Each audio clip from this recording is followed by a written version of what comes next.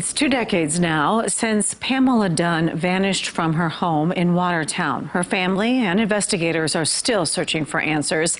KELOLAND's Lauren Solich spoke with Dunn's sister today about this tragic 20-year anniversary.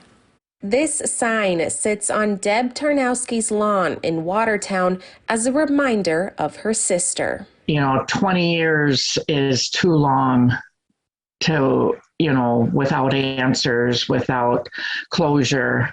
And, that's all that we want. In December 2001, investigators were sent to Pam Dunn's Watertown home after she didn't show up for work.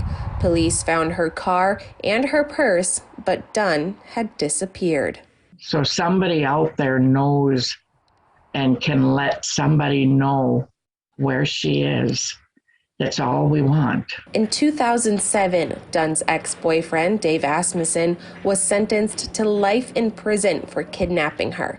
But the question of where she is still remains.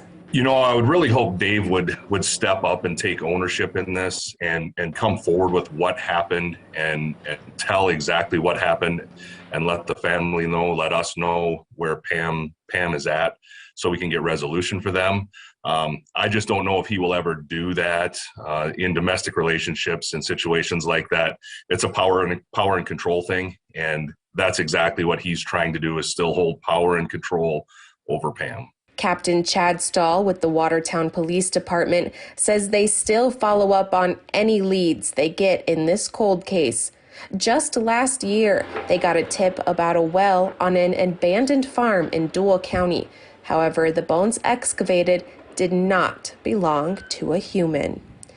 Tarnowski says the best Christmas present for her family would be answers. We need that closure. We need to find where her remains are so that, we can, have a proper funeral, memorial, whichever you want to call it. We need that, and 20 years is long enough to wait. So like I said, if anybody has our answers, please come forward. Lauren Solich, KELOLAND News.